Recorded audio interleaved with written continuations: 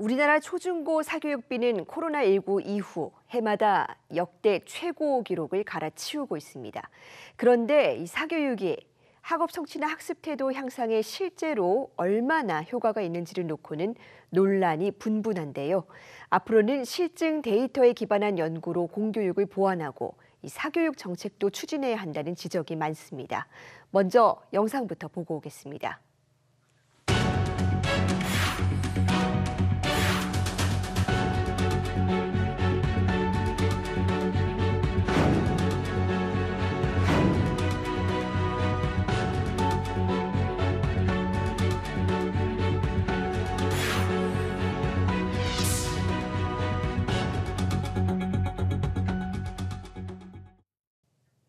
네, 사교육정책연구센터장인 강창희 중앙대 교수와 화상으로 연결돼 있습니다. 안녕하세요. 안녕하세요. 네, 지난해부터 사교육정책연구센터를 이끌고 계십니다. 이 센터는 주로 어떤 연구를 하는 곳입니까? 그동안의 사교육 이슈가 주로 교육학자분들 또 교육학적인 접근법을 통해서 그 해결책이나 그 문제점에 대한 그 개념화 등이 이루어졌었는데 최근 사교육 문제가 교육학적인 문제뿐만이 아니고 사회경제적인 문제로 대두됨에 따라서 이제 사교육 문제를 경제학적인 접근법으로 한번 다뤄보자라는 의도로 저희 센터가 설립되어서 저희가 연구를 진행하고 있습니다. 네, 다양한 각도에서 사교육비 문제를 들여다보고 계시는데, 자, 지금 이 해마다 사교육비가 역대 최고치를 경신하고 있는 상황인데, 정작 이 사교육의 성적 향상 효과가 크지는 않다는 연구 결과도 나오고 있습니다. 이런 연구 결과에 대해서 어떻게 보고 계십니까? 최근에 저희 센터에서 했던 포럼에서 발표되었던 그 사교육의 효과 추정 이제 연구 결과들이 있습니다. 그 연구 결과들에 의하면 사교육이 학부모님들이 기대하는 것만큼 그렇게 크지 않다라는 연구 결과가 발표됐었는데요.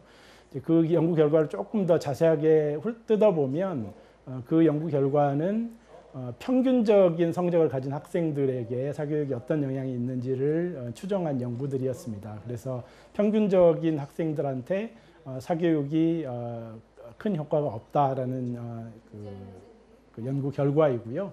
그러면 사교육이 공부를 잘하는 학생과 공부를 잘 못하는 학생, 성적이 좀 떨어진 학생들 사이에 서로 다른 효과가 있을 수 있는데 사교육을 조금 더 그 진전된 연구를 하시는 분들의 연구 결과에 의하면 사교육이 평균적인 학생들한테는 효과가 별로 없는 것처럼 보이는데 성적이 좋은 학생들한테는 사교육이 성적 향상을 시키는 긍정적인 효과가 있다는 증거들이 발견되고 있습니다. 그래서 사교육이 전혀 효과가 없다라고 단정하기는 좀 어려운 상태입니다.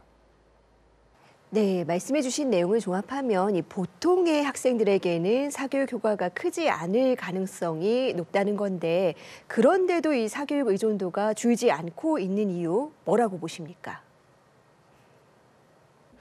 왜 우리 사회에서 입시 경쟁이 이렇게 심할까를 이제 질문을 해보는 건데 두 가지 이유가 있을 것 같아요.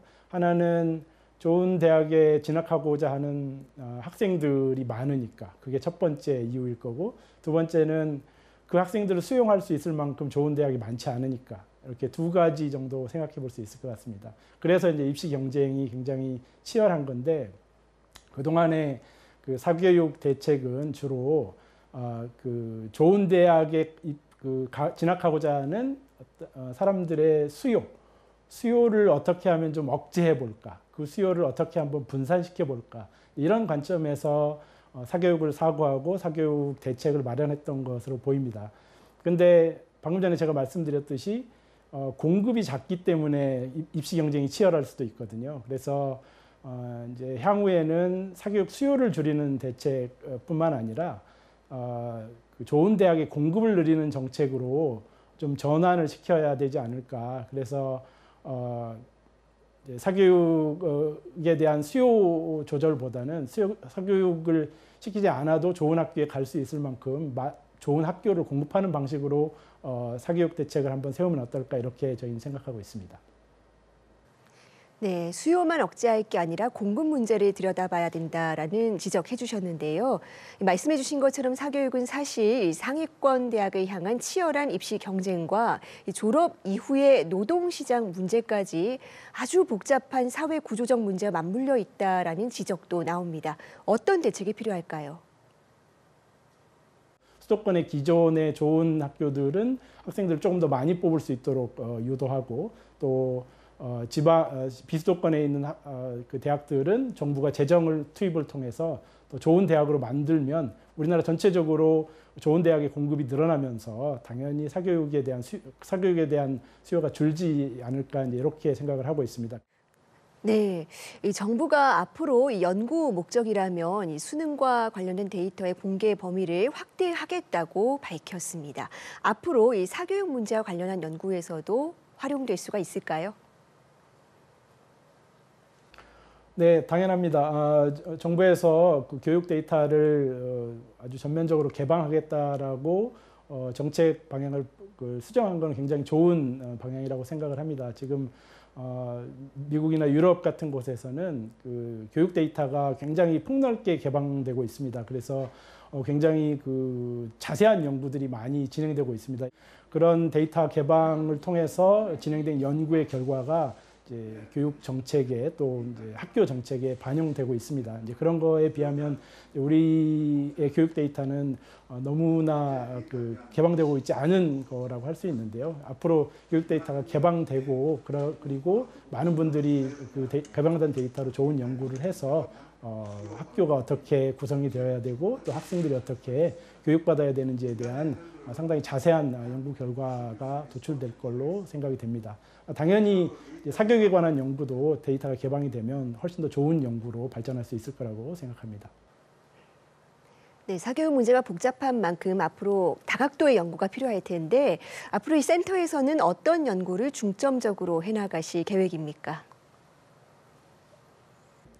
사교육 문제가 서두에 말씀드렸듯이 교육 문제에 국한되지 않고 사회 문제, 또 경제 문제, 더 나아가서는 지금 저희 나라의 저출생 문제까지도 그 관련이 있는 문제이기 때문에 거기에 대한 대책도 교육적인 접근법을 통한 대책뿐만이 아니고 전체 사회 구조, 그다음에 전체 대학 시장의 구조, 노동 시장의 구조까지 전부 포괄하는 방식의 어떤 생각의 프레임이 필요할 것 같습니다. 그래서 저희가 강점이 있는 것이 이제 경제 문제, 사교육 문제를 경제 문제의 하나로서 다루고 또 사교육과 관련된 이제 시장은 어떻게 되어 있는지, 방금 전에 말씀드렸듯이 대학의 전체적인 시장 구조가 어떻게 되어 있는지가 우리나라 사교육과 굉장히 밀접한 관계가 있는 걸로 추측이 되기 때문에 대학 시장 구조를 어떻게 변동시킴에 따라서 사교육이 달라질지 이런 것들을 연구하면서 전반적인 사교육 연구의 그 범위와 그 패러다임을 조금 더 넓혀보고자